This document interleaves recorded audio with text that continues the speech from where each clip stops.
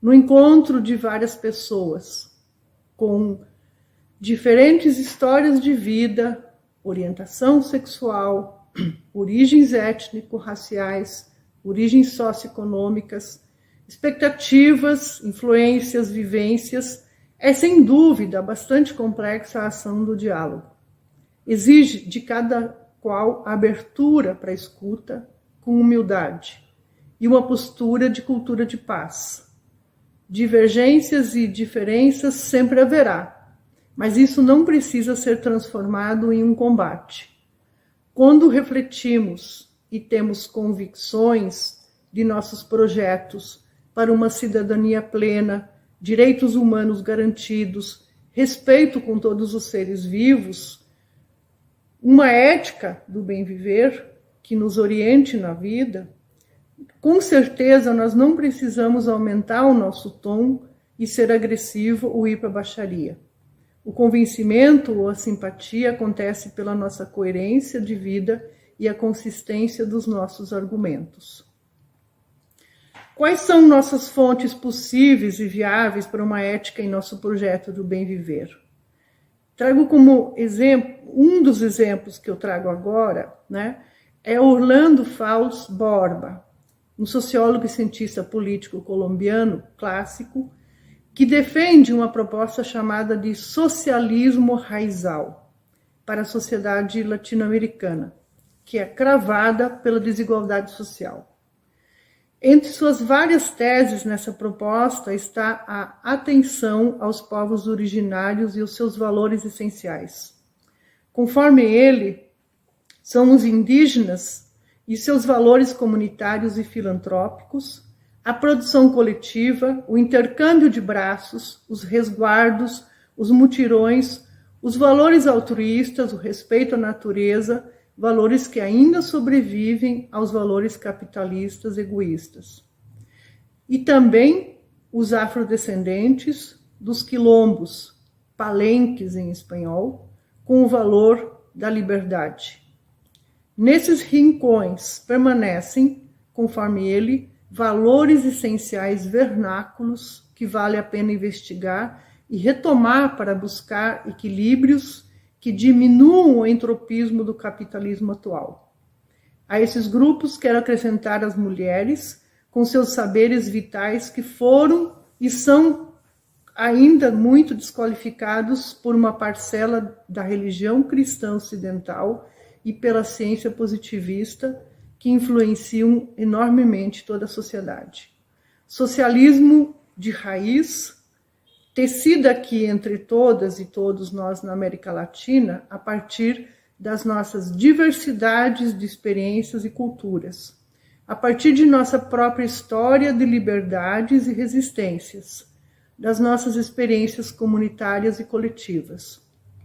Muitos e muitas outras estudiosas e lideranças populares e políticas apontam, em suma, nessa mesma direção do Faules Borba, nessa grande reserva cultural de saberes e modos de vida dos povos originários que podem nos salvar do humanocídio e do ecocídio. Essa crise de paradigmas, de instituições em todas as esferas, dos vírus que causam as pandemias, esse não vai ser o único, já apontam os cientistas, que nos ronda, é sem dúvida uma grande oportunidade para o conhecimento crítico do nosso cotidiano e tudo que nos cerca e de nós mesmas. Se queremos fazer a diferença e contribuir nessa empreitada da compaixão, precisamos ter disponibilidade para rupturas com valores e comportamentos egóicos, misóginos, etnorracistas, do jeitinho em proveito próprio, da caridade interessada, dos julgamentos preconceituosos e presunçosos, da verdade absoluta, da arrogância e do autoritarismo, entre tantos outros vícios que acumulamos. Mas temos que dar um passo a mais nessa semeadura. Para ser efetivo e afetivo, precisamos de uma abertura para a escuta qualificada, com sensibilidade afetiva e empática, com capacidade de observação apurada, com humildade para o diálogo. O discurso derramado sobre os outros já está bastante inflacionado. E a partir de cada contexto, uma procura comunitária e coletiva para a superação das desigualdades e das exclusões de grupos mais vulneráveis. Um trabalho de base desenvolvido com sensibilidade e amorosidade é, como diz Rubem Alves, um passeio pelo jardim, interagindo e recebendo os encantos e as belezuras. Envolver-se com as pessoas através de ações coletivas e grupais, com o objetivo de plantarmos uma sociedade mais agradável, digna e justa para todas e todos, é em si uma ação de solidariedade e cuidado com o todo. Conforme Boff, o cuidado serve de crítica à nossa civilização agonizante e também de princípio inspirador de um novo paradigma de convivialidade. Espero ter contribuído para que nós possamos rever as nossas práticas, rever nossos valores e recriarmos, quando necessário, e buscarmos nessas fontes que aqui eu trago, para que possamos, de fato, construir juntas, tecer juntas uma grande manta que nos cubra, né, com calor e com a beleza das cores que estão dispostos para nós em toda essa casa comum. A ideia de exclusão, a ideia de exclusão com as diferentes tonalidades que ela vai ganhando, ela é muito parecida com uma mediação compensatória dos danos que as pessoas e o lugar onde vivem está sujeito no capitalismo desbragado que a gente vive. Independente da coloração ideológica da coisa, ele tem uma dinâmica. Às vezes a gente se sente profundamente ofendido por uma circunstância e não percebe que isso é um processo que é histórico. Esse negócio de comer o planeta, predar o planeta e desaparecer com as bordas do planeta, com aqueles não humanos, ou quase humanos, para fora de qualquer percepção, ele ganha vários apelidos. Por exemplo, racismo ambiental.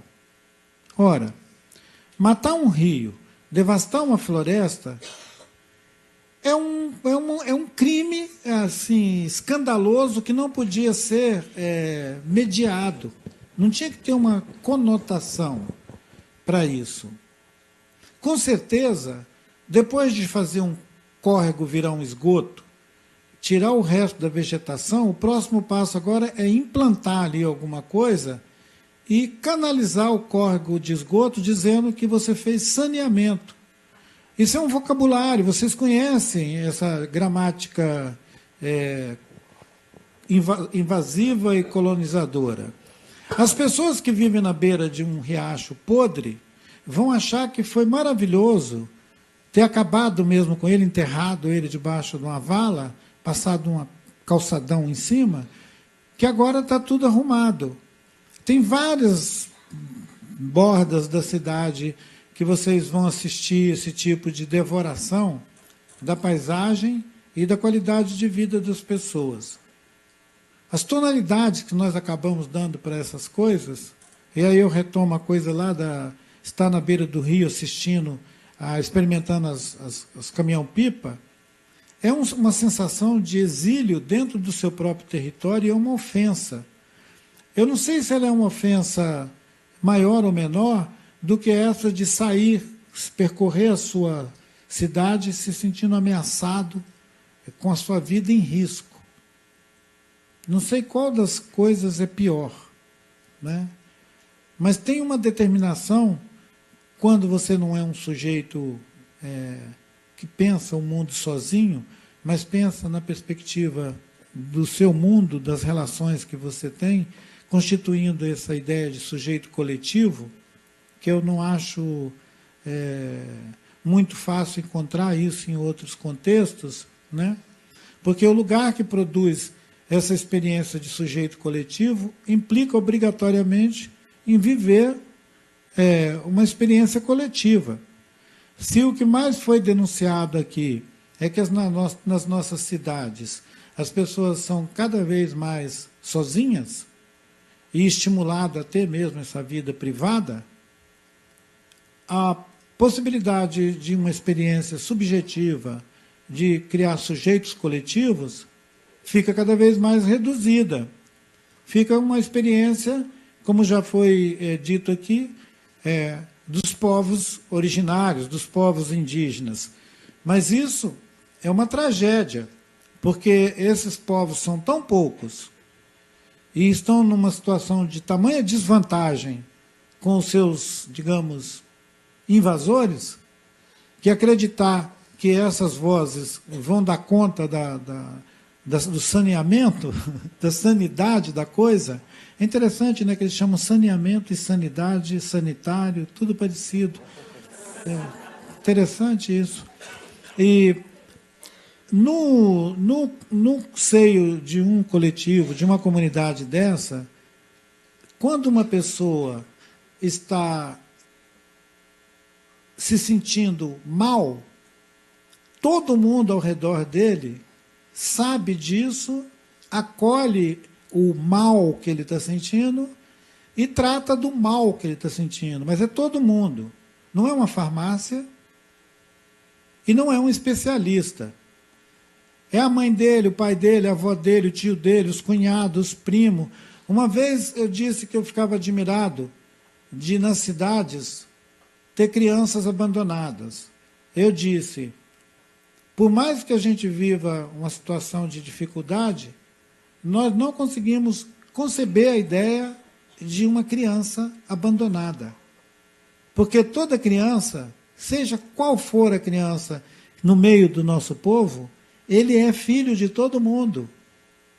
Ele come na casa de todo mundo, bebe na casa de todo mundo, dorme na casa de todo mundo.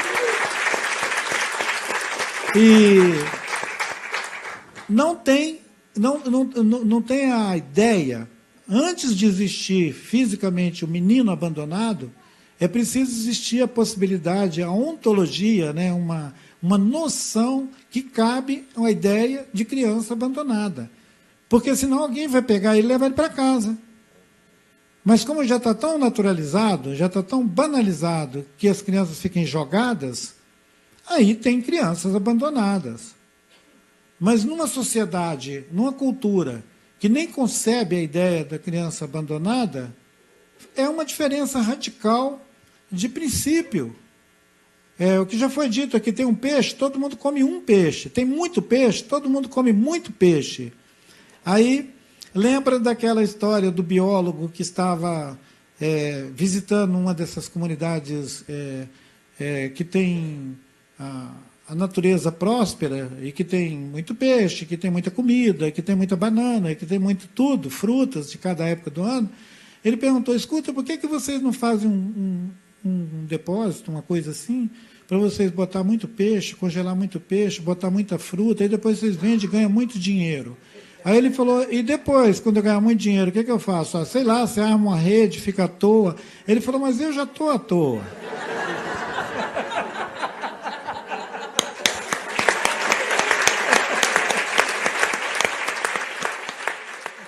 Nova Primavera.